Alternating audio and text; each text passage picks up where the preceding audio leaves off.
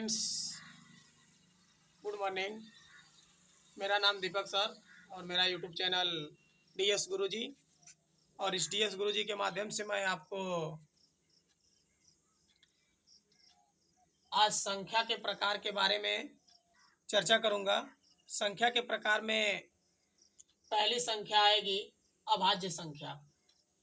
अभाज्य संख्या को मैं बताने का प्रयास करूंगा, आप ध्यान से समझिएगा, सुनिएगा।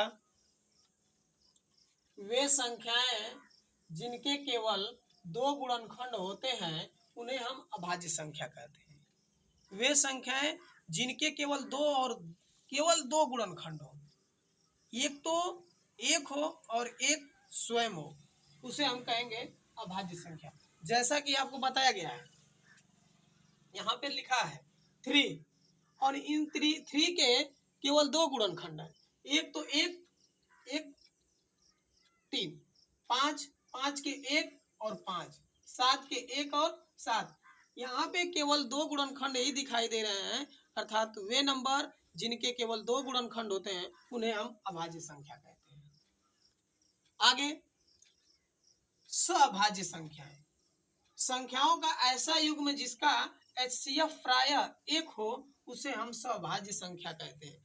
सअभाज्य का मतलब होता है वे नंबर जिनके केवल HCF 1 हो, ऐसे नंबर का युग्म जिसके HCF 1 हो, यानी HCF मतलब मौसप, जिनके मौसप 1 हो उन्हें हम कहते हैं सअभाज्य संख्या। जैसा कि आपको उदाहरण के माध्यम से बताया जा रहा है कि 8 और 9 जो नंबर है, इनका अगर HCF मैं निकालूं तो 8 का LCM करेंगे, HCF करेंगे तो 2 × 2 आएगा, और 9 का करेंगे तो 3 × 3 आएगा।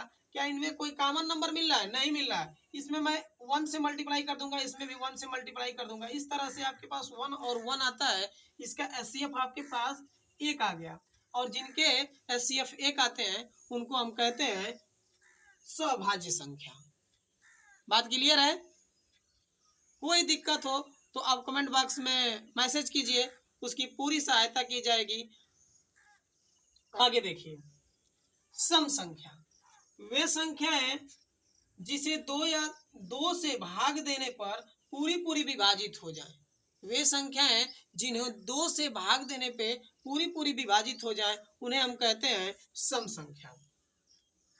जैसा कि आपको उदाहरण के माध्यम से बताया जा रहा है कि 2, 4, 6, 8, 10, 12 इस तरह के नंबर आएंगे इत्यादि तक। 2, 4, 6, 8, 10, 12, 14, 16, 18, 20, 22, 24, 26, 28, 30 इस तरह बढ़ते जाएंगे। ऐसे नंबर को हम कहते हैं सम संख्या।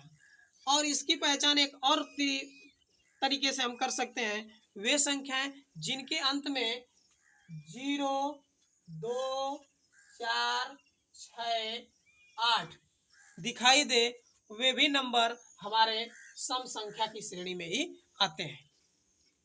आगे देखिए, विषम संख्याएं, वे संख्याएं जिन्हें 2 से भाग देने पर वह पूरी न कटे। वे संख्याएं जिन्हें 2 से भाग देने पे पूरी न कटे उसे हम कहते हैं विषम संख्या। अर्थात 2 से भाग देने पे पूरा न कटे उसे हम विषम संख्या कहते हैं। जैसे कि आपको उदाहरण दिया गया है 3, 5, 9 इस तरह के उदाहरण से। जैसे कि आपको हम 9 दे दिए, 9 में अगर आप 2 से भाग लगाते हैं तो क्या 2 से कटेगा? 2 चौक 8 आपके पास हो गया, यहाँ पे शेष 1 है, रिमाइंडर शेष यानी रिमाइंडर 1 बच गया। और जहां भी रिमाइंडर बचेगा वह संख्या विषम संख्या कहलाएगी। यहाँ इस तरह से आपको अभाज्य संख्या बताया गया, सअभाज्य बताया गया, सम संख्या बताया गया और विषम संख्या बताया गया। इन चारों को समझने में किसी प्रकार किसी को दिक्कत होगी तो कमेंट बॉक्स में मैसेज कीजिए और उसकी पूरी सहायता हम करेंगे। और आपसे एक निवेदन है कि आप डीएस गुरुजी के चैनल को लाइक शेयर सब्सक्राइब कीजिए। और अगर मैं आपके लिए तैयार हूं तो आपका भी काम है कि आप इस लाइक शेयर सब्सक्राइब को न रोकें और आगे बढ़ाते रहें। और आपके लिए इसी तरह का शानदार वीडियो लेकर आऊँगा जिससे आप लोगों को समझ में आएगा। थैंक यू, धन्यवाद।